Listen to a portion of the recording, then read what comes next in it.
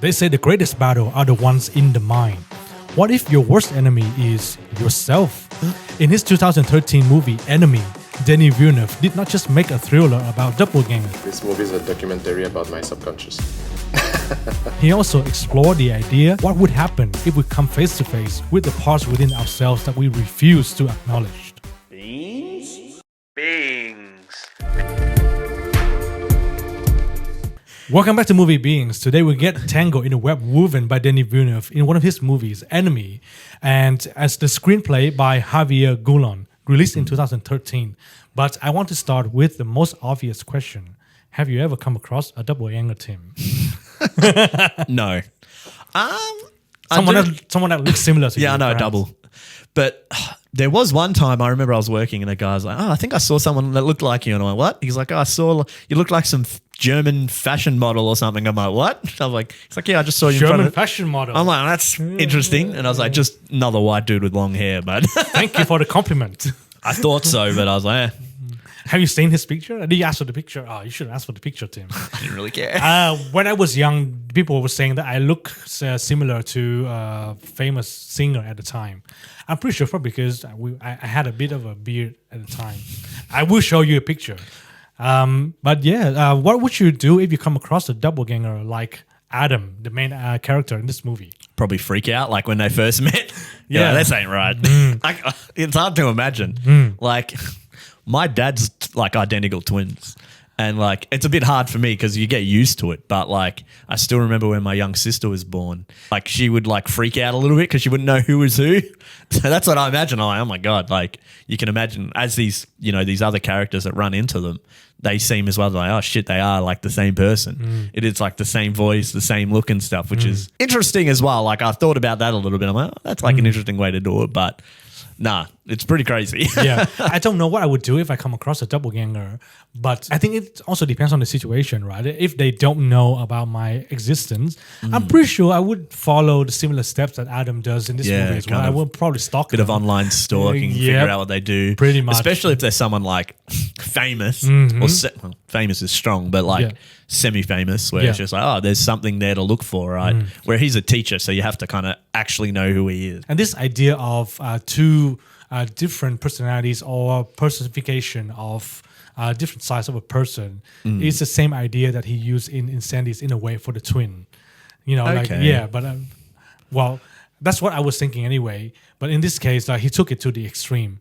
And this is Denis' first Hollywood movie. Even though it's still filmed in like Canada though, because that's what I remember, saw all the production and stuff. Still a lot of Canada stuff. But like you said, with Gyllenhaal in it, it's just like, he's still pretty big. Like I would say he's a big actor, but like there's a few other actors and stuff in it that I'm like, like I have seen or know of, but like no one like, this is his first Hollywood star essentially, right? Yeah. So to give us a quick summary of this movie. A man stuck in a mundane life runs into himself by watching a strange movie his co-worker recommends and gets sucked into this weird world of like, why the f*** does this guy look like me? There are so many symbolisms. There are so many underlying themes in this movie that I really want to dive into. So what do you think about the two doppelgangers? What do they represent in this movie? So you have Adam and you have Anthony. I was thinking about it a long ass time. When the credits rolled, different shot compared to like some of his other films, but it was just like, what were they like? Because it's funny, at the start of the film you don't realize, but you start with Anthony when he's going into this weird like, I don't know, sex cult strip thing. So it's like a weird scene, and I'm like, what the hell is this? And then you go to Adam and his like mundane life, because it shows you the extremes of Anthony's life to Adam's life, and it shows as he talks about like dictatorships and stuff and control. Control. It's all about control. Every dictatorship has one obsession, and that's it.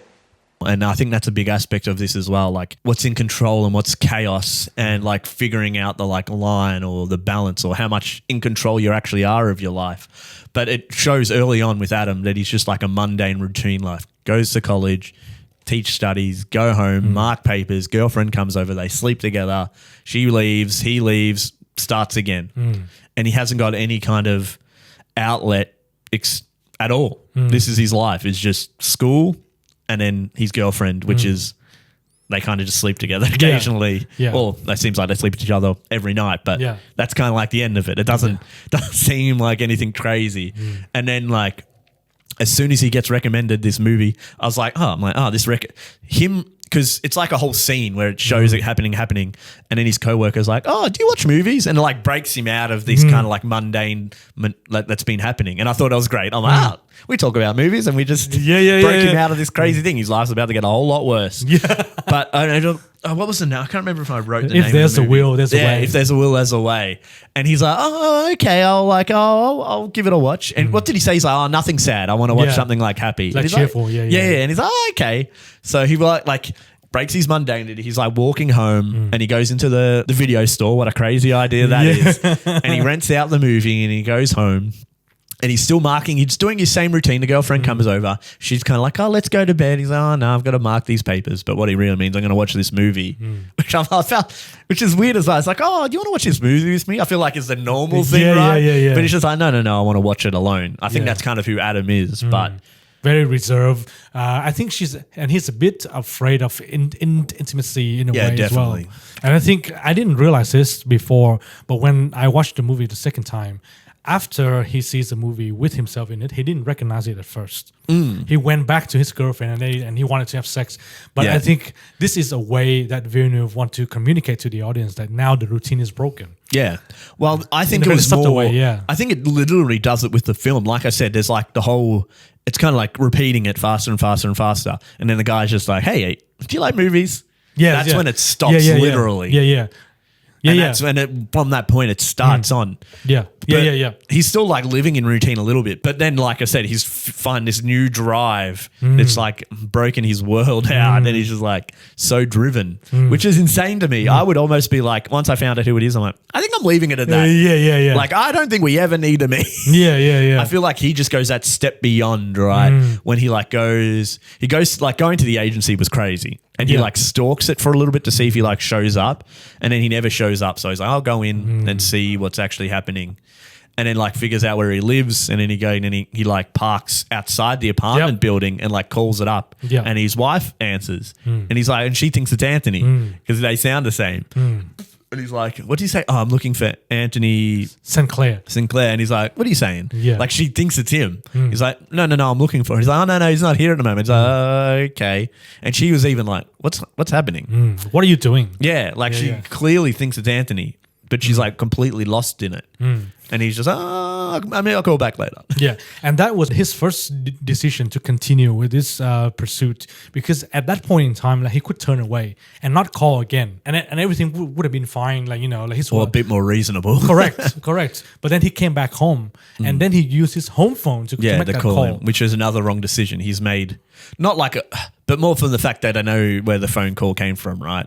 That's why, like, from a phone booth, you can't track it. Yeah. Where at least if it's from your phone, they can be like, "Oh, redial, recall that number," right? And then he spoke to Anthony on the phone. He actually spoke to him, and then he was literally like, "Nah, did you call? You talk to my girlfriend. Leave us alone. Just don't come near us." Threatens him and whatnot. So what was the turning point? Because during that phone call, Adam wanted to meet Anthony, right? Yeah, because Anthony was Adam was very freaked out. Like, no. Anthony was, but Adam was very keen to be like, "Oh, you got to believe me. You got to believe me. This is real. This is real." He was pushing it too hard. And then when he called the second, he's like, "Hey, listen. Like, you tried to be calm and more like understand. Like, okay, come on, listen. Like, this is crazy. We literally look the same. I think we got to meet up." And I think that's when Anthony as well is like, "Oh, all right, maybe I will see what this is about. This could be weird." But for me, if I remember correctly, I think the turning point for Anthony was when his wife went to the uni to look for Adam. Yeah, later. Because I think he already did make the kind of decision to meet with him. But her coming back saying, "Oh, I met him." Yeah, and freaking out. Yeah. Like, what's going on? Tell me what's going on. Yeah. And I think after that, Anthony called Adam and said, "Okay, we're meeting." But even before that, it does point out they have a little bit of an argument after he talks on the phone for the second time, because the wife Helen thinks he's been cheating on her, which seems like to happened plenty of times. And he's like, no, there was no girl, it was the dude again.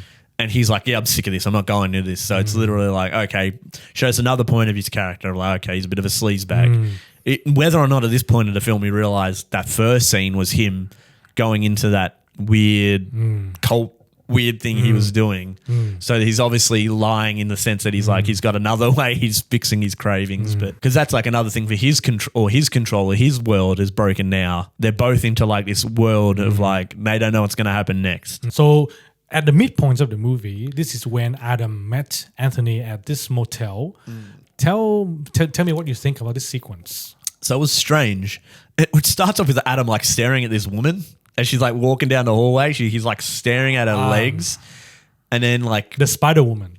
was it a spider woman? No, that was in a dream. He wakes up from a dream. Yeah. The lady with the keys. Yeah. Sorry. This is just him staring at this woman, and I was like, I wonder what that was there for. And then the dream's a bit different. I can't remember if that was a bit later on or not, the spider lady. But yeah, he like goes to the room. He's not there. I think he was like almost a little relieved. He thought, he's like, okay, maybe this was the wrong idea. But then like 30 seconds later, Anthony walks in, and then it's kind of like, oh, Yeah. they both have this realization like, oh shit, we are like exactly the same. And Anthony's like, yeah. And he's like, oh, you have like this scar? And he was like, oh, like I do have the scar. We are literally the same fucking person. And And that's when he freaks out. It's like, okay, I pushed this way. He's like, I'm done. Nah, we can't do this This is a anymore. mistake. This is a mistake. I need to get out. Which is like, which he should have done ages ago. Yeah, Like he should yeah. have given up so much long ago. But I guess like in the moment of him like actually meeting him and being like, oh fuck, it isn't like just like a twin where it's like, oh, they look similar, but there's a little bit different. It's like they're exactly the same person. And I think that he was asking Anthony, like, when's your birthday? Or I think Anthony was asking him, when is your birthday? And he didn't say. I'm pretty sure they would have had like the same birthday. They might have even had the same birthday. Well, that was even the thing because Adam goes to talk to his mum. This is one of the sequences that I felt extremely confused. I'm really keen to hear your thought on this. So he went to meet with his mum. Go on. And he's like trying to tell her what's happened. Yes. And she's like, oh no, I've never, what'd she say? Like, oh, I've only ever had you. I've only had the like one son or something. And I'm like, oh, this is like so strange. Like, that's what you think of like twin, right? Like, oh, there's another one. But that's what I mean. It's such a strange, like she kind of dismisses him a lot as Yes. well. Like she's very much, oh yeah, don't stress about it. It'll be right. Just, don't worry about it. Like she's like talked about his girlfriend and stuff. It's like, oh, just worry about the girl you've got, and don't, you're struggling with that. Don't stress about all this other shit that's going on, right? Yeah. And the part that got me confused the most was when she said, "Here are your blueberries," and then he was like, "Oh, but I don't like my blueberries." Anthony does. Though. Anthony likes blueberries. Yeah. Well, that was the other thing I was thinking about through the whole film. Are they the same person? And that's like, I don't think so. Because there's another part in the film as well when we get to it that there's like another moment like that where it's just like Helen asks Adam a question and he get a bit taken How was aback. school? Yeah, how was school?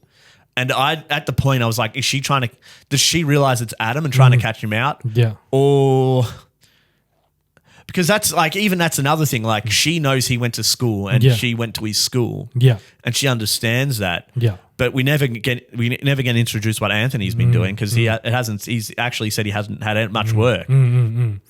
So that's like the weird thing. And even like you said with the mother with the blueberries, and he literally says, I don't like blueberries. Yes. So it is like a strange thing if like what is the aspect of their kind of connection or like how do they play in this like world? And even like that's the thing of him not having work, of him being like, is this something he did?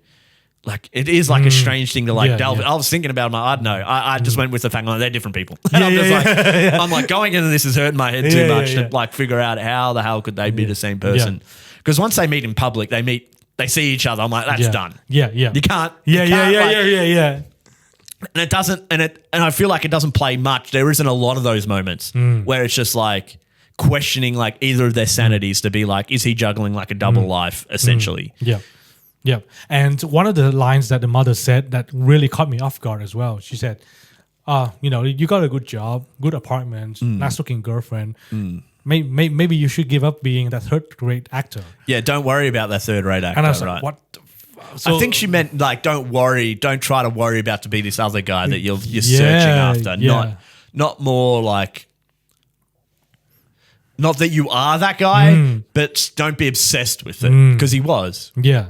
He was obsessed with this idea that he was someone else because like he was in this mundane life of like doing these like essentially 2 to 3 things every day. Yeah. So it wasn't like it was something interesting for him to be like getting out of that. Yeah. You know, finally introducing something interesting to his life that was, you know, was fairly interesting up to a point. Yeah. And I think up until this point, it's Anthony's turn to stalk Adam. Well, that's where it kind of, like we talk about, he does with perspectives. Yeah. So, like, up to this point, it kind of switches to Anthony's perspective about now how he sees this whole thing. Because we get a bit of a view into his life and how he does things. And then he's like elaborate plan that he comes up with as well. Yeah. Like when he came across Adam's girlfriend, and it's like, oh, this girl's pretty hot. And then he stalks her throughout her day, found her workplace, and he was like, okay, now I want to sleep with her. Yeah, pretty much. Yeah, pretty much. And then she came back home and he practiced her in the mirror. As an actor. That's what I like that. Yeah. I love that scene because he's literally, this is showing who he is as well, right? It's just like, he's acting out something because he wants this thing, right? And it's insane. And we learned about this theory that all characters are a representation of something. So in this case, my understanding is Adam is a representation of routine, of system, and Anthony is the representation of confidence, a bit of chaos, a bit of recklessness in a way. Desire. Yeah. And I think, you know, after he carried out the plan, and before we get to the end of the movie, I want to discuss the idea of the underground sex club. Yeah. Because everything in the movie is a symbol of something. So what do you think this underground sex club is a symbol of? So we see it at the start of the movie, whether or not we clicked on who the hell this guy is, because it shows Adam, who we would think is Adam, and he's like playing with his wedding ring as well. Yes. So that even like shows a bit of stuff. But then later so they do the old switcheroo, which is, you know, is coming. Yeah. So Adam tries to play as Anthony and he gets into his place. The security guy lets him in. He just says, I lost my keys. All right, no worries. And I was like, but I'm like, they literally look the same. It's already said that. And then the security guard is like going on about this thing. Yeah. He's like, I can't remember how he's like, the club I can't remember what he said, like the room we went into or the corridor, the hallway. And he's like, they changed the room. Yeah, he's like, they change the room every time. I know they're not going to let me back. Like, I really need to get back. Like, I really want to go back there. And obviously Adam has no fucking idea what he's talking about. He's like, and it's funny that he plays it off as, that might be hard. Like, it's funny that he played it off well, not knowing what the he was talking about. Let's see what I can do. Yeah. But because I think that's more, like, that's what I was thinking, because Adam literally has the dream of the Spider Girl. Because that's what I was finding funny. It wasn't Anthony that had that dream. It was Adam that had the dream of the naked lady with the spider head. Yeah. And even at the end of the first scene where Anthony is in the weird strip club place, the lady is like stepping on a spider. Yeah. Or about to anyway. Yeah. So something about, I always think like getting stuck in the web, stuck in that life, maybe stuck with the desire. Because that's what I was thinking. What would the spider represent in this situation? Like, are you caught in its web? Are you its prey? Are you being hunted down? Like, I feel like I think it was in the same aspect of like how Adam saw his life. He's kind of stuck, maybe not how he saw it, but he was stuck in a routine. I think Adam is stuck in his ways as well about how he lives his life, being a bit of like, you know, working out, sleeping with women. That's kind of like his idea. And this is like this club that he goes to is another way to fill this desire because obviously as we learn, his wife's onto him. He's like, I'm fucking pregnant. Don't go sleeping around with people. And then the first chance he meets, when he meets his doppelganger, and like, I can f this girl and get away with it with no repercussions. And he knows Adam, like you said, he's reserved, a bit taken back. So he's not going to oppose him to it. When he's like, you slept with my wife, didn't you? You f***ed my wife. He's like, he doesn't answer him either. Like, he doesn't say no. He's just like, I don't want, what are you doing? Like, leave me alone. He's like, this is what's going to happen. He like, as soon as he says it, he like buys into it. But the thing Anthony doesn't take into account is like what Adam can do. He's like, mate, you're just giving Adam the idea. He can just, I think he envies your life a little bit. So he's like, hey, maybe I'm just going to fucking be you. I'm like, how did he not think of that? How does he think he's going to sit alone? He was so blinded by the desires. But that's a very interesting theory. Yeah. And when Adam came to Anthony's place, I was like, yeah, of course. You know where he lives. Yeah, as well. Like, he knows where he lives. Yeah. And he knows he's met his wife, so he knows who Helen is. But that's the thing, he doesn't know Anthony that well. So he's kind of like, because that's what's awkward. Obviously, when Anthony takes over and he's like, he's already into it. He's like, we're going to the hotel, we're going to fuck. He's already into it. He hasn't cared about the details too much. But when Adam's there, he's kind of a bit like, it feels wrong. Like, maybe I shouldn't be doing this. Like, it's a bit of an awkward moment, but like Helen does it pretty well. Like, got job of like, you all right? Like, come to bed. Let's just like, it's a nice moment. And I think he's sad. He's like, oh, this is maybe something I would have wanted, like to have like a wife, a loving wife and a child and have this kind of to look forward to. It's just like a nice moment. And then he wakes up that night and he's like kind of crying and he just says sorry to her, and that ends up to them leading to having like sex. But that's where the question is asked early when they're like kind of chatting. She's like, oh, how was school? And he kind of goes, what? And she's like, oh, never mind. Because that's what I don't know if she realizes, if that, like you said, like, is it a weird thing or if she realizes who he is? I think she realized who he is, and she decided to ask him to stay. Because after that, she said, I want you to stay. So she knew it was Adam the whole time. And she likes this person better than Anthony, because Anthony was a bit condescending, a bit aggressive, you know, oh, babe, you know that I like the organic blueberries. Yeah. You know, so, you know, she likes this person. She wants this person to stay with her, not the other person. Because that's what I mean. Even like when she has sex with him later, like that's what I'm like, oh, that's what I mean. Like, is this something she wants as well?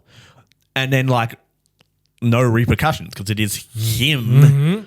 And that's the thing as well. It's just like, because that's why there's so many levels to it. Is it just kind of a coincidence? Is she not believing it? Or does she completely know what's happening and just being like, oh, like he's willing to stay with me. He's willing to kind of like, he shows his emotions, you know, and maybe she's like, oh, maybe this is something I'd prefer rather than with Anthony. I have no idea what the fuck's going on in his head moment to moment. Yeah. And then we kind of jump back to Anthony and they're mid-sex and she noticed he has the only difference, the ring. Yeah. So he has like the shadow on his finger and she's like, what the fuck's that?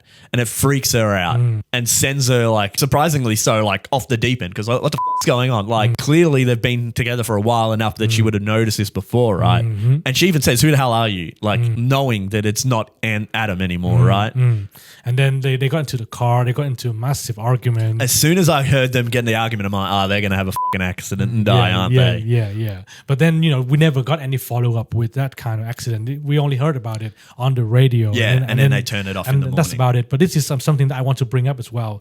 This movie was actually inspired by a novel. Yeah. I saw it at the end when I was a bit stunned and kind of taking the film and had like the credits. I'm like, oh, it's a book. Yes. And in the book, the name of the book is O Hominem Duplicate, or The Duplicated Man. And Villeneuve changed the ending a little bit, because in the book, in the ending, after Adam slept with Helen, he got a phone call from another doppelganger.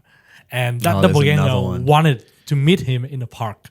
So Adam said, okay, goodbye to Helen, and he brought a pistol. And that's where the book ended. But that's in the book. See, that's like... Because then that leads into the other thing. It's like, how many are there? That's kind of like the idea. Yeah. Or how many times has this already happened?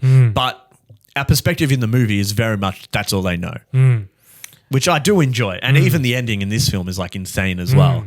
Because like he wakes up the next morning, like you say, I think she's in the shower. Yeah. The radio's on. I think he turns it off. Yep. She walks out of the shower and goes in the room and he like calls to her and he like walks in the room and then there's this fucking giant spider in there. Yep. And I was like, what? And then it ends. And I was like, what if he does that to me? Yeah. What is this ending? Well, I guess like we're already talking about it. What do you think the ending means? What do you think it means? Because that's like we've had the spider imagery through the whole thing. Yes. And I feel like even him being like the teacher and talking about like the dictators and control and him being in like complete control of his life, maybe not in a good way, like the repetition. Yeah. But then we also look at Anthony, his kind of weird repetition of kind of like, you know, being this bit of a sleaze bag, right? And then them kind of meeting and then like it creating the chaos and like friction and turmoil in both of their lives. And then them like taking, I guess, merging with each other and taking over and their different personalities merging. And the thing of the spider is like how, like I said before when I was talking about the spider, what does it mean? Like it's a hunter, it's a predator. Where it uses webs to catch prey. That's like there's so many ways. Is he stuck in a web?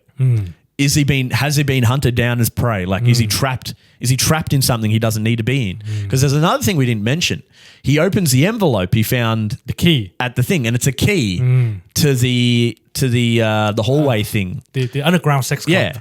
And he opens it up And it makes sense to him. And then he talks to Helen. So instead of finding this another doppelganger, he finds out Anthony's life. And he's like, oh, Helen, are you going to be busy tonight? Because I might be doing something. So he's already kind of jumped into Anthony's skin maybe without realizing it. Yeah. And was that the trap? Is that what he's been caught in by this spider? He's fallen in to what Anthony did. So is in a way, is he fallen into this trap? Has he been caught in this web? But that's the thing. Who's caught him in this? Maybe it's just himself. Maybe the spider is him. Maybe he's seeing himself caught in it. That's the thing with symbology. It's like what you see it as, like without like, going to the director or even like what he was trying to aim with it. But that's how I see it. I think he's like being trapped in something now. He's gone from one kind of trap to another trap in a sense. Is how I saw it. Yeah. And I was like, oh my God. That's great. And my understanding is a lot simpler, because when I saw the spider and the spider was afraid of Adam or Who the fuck let it in? and I was like, Helen, stop opening the door for giant spiders. and I was like, no, this is very obvious because he's Spider-Man. So that's why the spider is afraid or of him. is he a man spider? A man spider, he's as big as a man. And then, after that, Jack Gyllenhaal became the Mysterio. I was going to say he's actually Peter Parker. Now that would have been funny if it was fucking bloody. Well, I've already forgotten the actor's name. Tom Holland. Not Tom Holland. The old Spider-Man. Bloody. Tobey Maguire. Yeah, Tobey Maguire was standing in the room looking at him. What the f*** is Tobey Maguire doing here? He was dancing as well. And obviously a very big part of this movie is the spider imageries, and I actually went through and then I got the list of the times that the spider appear. So the first time that the spider appears is a giant spider walking over the city. Yeah, I forgot that scene as well. That was pretty crazy. That's insane. So in my understanding, the spider in this movie represents fear. Yeah. That's pretty fear. Pretty fear in that scene. Pretty clear in that scene. And after that scene, that you will see that when Adam is on the way to work or back home, you see like the cables on the sky, like kind of make a web. When the car accident happened, there's a web on the window. Yeah, the crack is a web. Yeah, so that's the first time that the spider image appear. The second one is in the dream sequence, the woman with the spider head. Yeah. Disclaimer, would definitely tap that. But, it's... Imagine all those eyes, Darren. Yeah. Just put a bag on your head, please. But in this case, I read something online. So this image represents both fear and temptation. So the bottom half is temptation, obviously, and the top half is fear still. Yeah. And she was walking like upside down across Adam like as a well. spider, yeah. So in this case, he's fighting with his fear of commitment and then the temptation. Yeah. So and I think it's a very, very cool image. Goes back into the end of the film. He breaks into temptation. He falls for it with the key. Yeah. And this is why the spider is afraid of him, because if the spider represents fear, now he's no longer fear commitment. He's now fully embraces whatever side. It could still be a fear of commitment because he is, whether or not we believe that he's ready to like take over for Anthony and take over his life, he still does what Anthony does and he doesn't like commitment either. He wants to go and sleep around with other women anyway. So maybe he's fallen into that trap as well. So it could almost, the spider could be fear because he's calling out to Helen and she's gone and it's a spider. Yeah. So I think it is a reputation of fear in that way as well. That makes sense as well. Yeah. And, a few other times it's like the giant spider shadow in his classroom and, of course, the giant spider at the end. And in one of the interviews, Villeneuve said that this movie for him is about repetition. Yeah. And how to live, learn, and not to make the same mistakes. In a way, it's the Groundhog's Day meet Memento. More Memento. Yeah, but that's how I think that's how he writes his how he likes his scripts or even how his stories to go, right? In the use of perspectives, literally two people that are the same person, right? Yeah. But it is insane. That's what I thought, because we've seen some of these other movies. There's not as much meat, I would say, to the story. It is a lot more focus on kind of like what these two characters, kind of completely opposite sides that are the same, how they would interact in their own lives and how that would affect it, right? And like all the symbology, like I said, like the first scene is literally him being in that sex club and then there's a spider there, the lady stepping on the spider. In a way, when even just thinking about it now, him playing with his ring and the lady stepping on the fear, he's getting over his fear of the commitment because he's just given up. He's like, I don't give a f***. fuck anymore. Yeah. So that could be another way to read it. But that's what I very mean. You cool. can read into it That's very any cool. way you can think about it, right? So And- that's why I love these films. Yeah, I'm yeah. just like, you can just kind of keep reading into it. And the thing is, like, we discussed this idea at length as well. That when you watch a movie and it's more than just what you see, Yeah. it's all about Because that's like, what the I mean. idea Like, behind it. the movie in itself doesn't feel like long or drawn out or like there's a lot going on. It is kind of like, what do these symbols mean compared to what's happening in the story? Sometimes it isn't so blatant. That was, I thought was funny. When I saw the first spider, I'm like, okay, there's going to be something with spiders. And then obviously there's a lot more. Yeah. So it's like, oh, what does it represent? What does a spider mean? What does a spider mean for these characters? And like, Yeah. what could it represent? And that's what's interesting. Like you said, like fear is great because it's like fear of spiders pretty normal, Yeah. right? And what does that represent is their fears. And that's what I was like, oh, what does a spider represent as well? Like a web, being caught in a web, getting Yes. caught in that. 100%. So even though maybe the story isn't as like fleshed out or as long, but all the symbology and all the like the ways that Villeneuve shoots the film really adds to it to grow and add to like when you think about the film, like we talk about Incendies. I'll probably think about it, but there's not much left guessing, right? Where it's like, oh, what does this mean? What does that mean? Was there more to this? There's a more to that. Where in Incendies, it's like, oh, a brutal story. But Yeah. that's what I mean. There's a lot more here to left for the audience to think about, whether they not or want to or not. Because I remember I looked at the reviews and it's like, I think it was like 7 on something. There wasn't anything super high, which I understand because it is asking a bit from the audience as well with this film. Yeah. Where something like Incendies, it isn't asking, Yeah. it's telling the story, Yeah, right? In yeah. this, it's asking you a lot to like think about these things and how you would perceive them, which I enjoy a lot as well. Yeah, Like, yeah. I still think Incendies is maybe a better film, but Yeah. this is more like it gives you a lot more to think about Yeah. with what's going on, Yeah, right? it's more intriguing. And Yes. when Jake Gyllenhaal was asked about this movie, he kind of simplified the idea. This movie is about a man who is married and his wife is pregnant, but he's having an affair. So he needs to sort himself out before he commits to this adult life.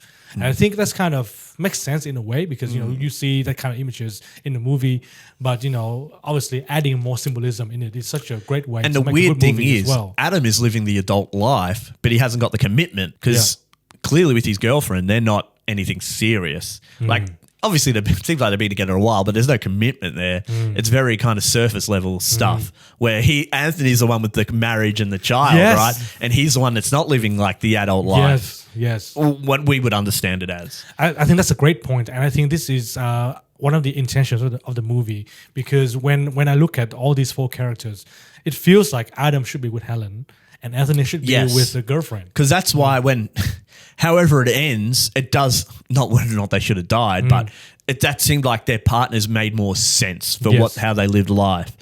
Or even Anthony seemed like he didn't need a partner. Exactly. Where with Adam, it seemed like it made more sense, where he could live his life and him having a child and a wife made sense for him. But that's the thing. That was the thing. His character wasn't like that. That's the thing, right? He isn't that kind of person to get to that point. But that's what I mean. There's a lot going on and a lot to read into. That's why it's interesting to talk about. Yeah. And there's probably so much more to talk about, even just like thinking about all that stuff. Like, because that's what I mean. When they change over, it makes sense, right? It's not like one's very selfish, and when Adam does it, it is a bit selfish, but he's like, I think from his side, he's the commitment that he's never taken, and this is what it could have been.